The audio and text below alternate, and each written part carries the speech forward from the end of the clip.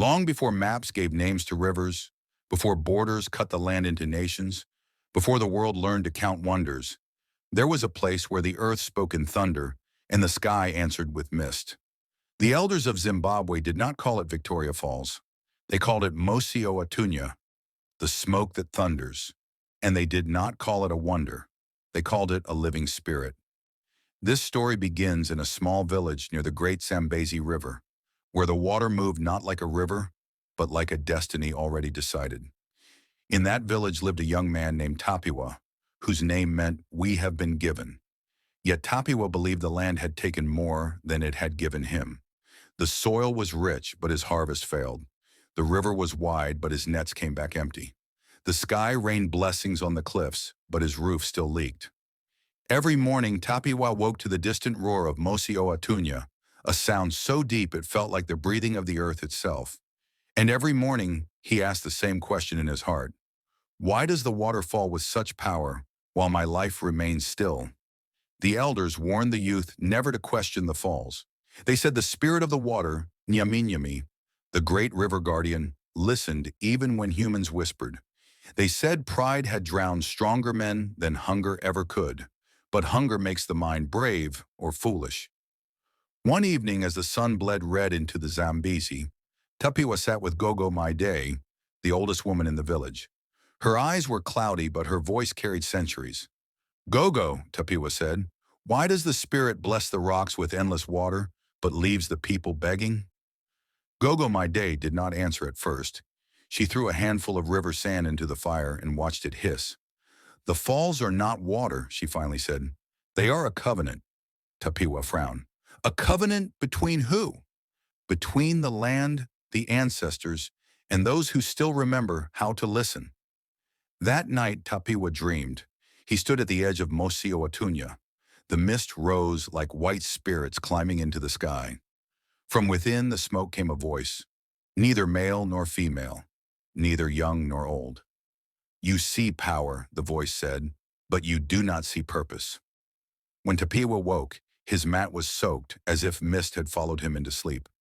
Against the warnings of the elders, Tapiwa decided to walk toward the falls alone. He crossed sacred paths where even hunters lowered their eyes. He passed trees marked with ancestral symbols, warnings carved by hands long turned to dust. As he drew closer, the thunder grew louder, not just in his ears but in his chest. The ground trembled beneath his feet. The air tasted wet, heavy with spirit. At the edge of the cliff, Tapiwa saw something no one had ever described. The water did not simply fall, it hesitated. For a heartbeat, the river gathered itself, as if remembering something ancient, before plunging into the abyss. Then the mist rose, and from the mist stepped a figure formed of water and light. Nyaminyami, the river spirit. Its eyes were deep pools reflecting skies that had not yet existed. "Why do you disturb the breath of the earth?" the spirit asked. Tapiwa fell to his knees. "I came to ask why you bless the falls more than the people." The spirit was silent for a long time. Then it laughed, a sound like distant thunder rolling across a stone. "You think the falls are blessed," Nyaminyami said, "but you do not know their burden." With a wave of its hand, the spirit showed Tapiwa visions. He saw ancient droughts when Mosi-oa-Tunya fed entire regions through hidden streams.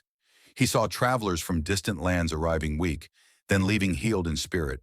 He saw generations of villagers protected from famine because the river never stopped flowing. "The falls do not keep the water," Nyaminyami said. "They give it to the world." Tapiwa's heart tightened. "But why do some of us still suffer?" he asked. The mist thickened, and the spirit's voice softened. "Because not all blessings are taken with the hands. Some must be carried with responsibility." Then came the twist. Nyaminyami revealed that the falls were weakening, not in strength, but in memory. "Each time people forget why the water falls," the spirit said, "the covenant cracks." The world admired Mosi-oa-Tunya for its beauty, but fewer remembered its role as a guardian of balance. Fewer honored the ancestors who sang to the river. Fewer taught their children that the falls were not owned by Zimbabwe alone, but entrusted to Africa and to the world. "If the covenant breaks," Nyaminyami warned, "the smoke will fade, the thunder will fall silent, and the blessing will turn to loss." Tapiwa was given a choice. He could ask for wealth, success, or escape. Or he could become a voice, a storyteller, a keeper of memory. Tapiwa chose the burden. When he returned to the village, he did not bring gold. He brought stories. He taught children the old names: Zambezi, Nyami, Mosi-oa-Tunya. He reminded hunters to thank the river. He told travelers that the falls were not just a sight, but a responsibility. Slowly, the village changed. Crops grew stronger. The river gave more fish. The people learned that the blessing of the falls was not in what fell, but in what flowed outward. And the thunder never stopped. To this day, elders say that when the mist rises higher than usual, Nyami is pleased. When the roar deepens, the ancestors are listening. Victoria Falls stands not just as a wonder of nature, but as a reminder that Africa's gifts are alive, sacred, and shared with the world. The smoke still thunders, the covenant still stands, and as long as the story is told, the blessing will never fall silent. This is not just a folk tale, it is a memory carried by water, and you have just heard it on Tales by Sora.